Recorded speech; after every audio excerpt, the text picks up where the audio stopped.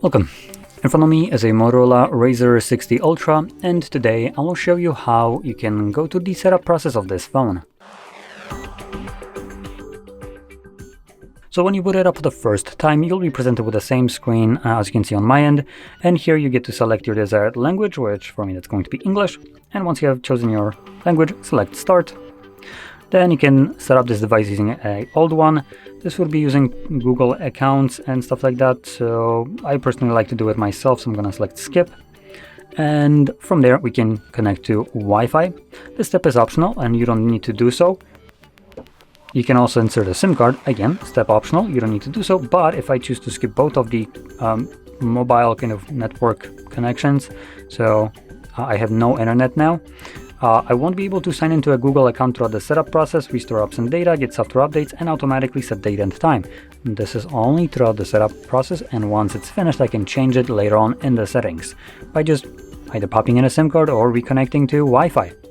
So I'm going to select Continue. Now I have privacy and security. These are from Motorola, and you can check out what they are. At the end of the day, you do need to agree to them, though you don't need to agree to all of them, as you can see. And here we have the date and time because I don't have internet. Next, we have the option to select a PIN. By default, it opts into a 4-digit PIN, but if you click right here, Screen Lock Security Options, you can change also to pattern or password as well. Let's just make a pattern right here. Now, once you choose any kind of screen lock, you will then be able to add a fingerprint, but this will only show up the fingerprint option if you add a screen lock. If you don't, and just choose to skip this will not show up at all. Next, we have Google services like location, scanning, and sending user and diagnostic data. You can turn all of those off, but let's be honest, it's Google, so it's not like it's the most trustworthy company, and most likely toggling those off means absolutely F all to Google because your data is money. You toggling this off means absolutely F all to Google if it means lower quarterly revenue. So I'm just going to ignore this. Anyway, stay in the touch. Now this is Motorola spam. You can select not now and they're just gonna come again pester you. Are you sure you want to opt out? Yeah, not now. Again, and more email. How about that? Yeah, no. Screen protector alert. So because this is a foldable display, we have certain fragility that comes with it, and one of those would be, for instance, if the screen protector starts peeling off. Screen protector should be in like a quotation marks because it's not really a screen protector. If it starts peeling off, do not rip it off like you most likely want to. Boy, do I know your feeling if that starts to peel off for you. Instead, take it probably to Motorola service place, and they will most likely replace that for you for free.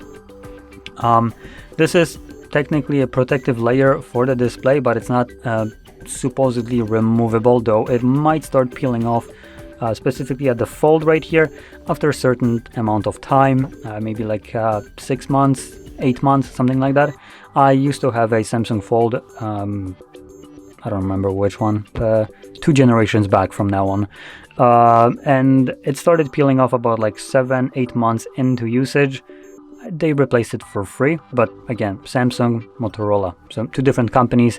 I can't guarantee that the logic there is the same. Moving on, we have Protect Your Razr. So just more information about this phone. Things like it uses magnets, it's not waterproof basically, and before closing your phone, always ensure that there's nothing, basically nothing in between. This isn't your card holder when you fold it. This is a very fragile device with a plastic screen. So yeah, don't treat it like it's a fragile little thing that any kind of fingernail press might damage the screen, because it literally might. Next, we have navigation style. We have buttons and gestures. I'm gonna stick with the gestures. Theme, light, dark, transition, and then set up parental control. Completely up to you. Hello Moto, this is basically the end, so there we go. Now, if you found this very helpful, don't forget to hit like, subscribe, and thanks for watching.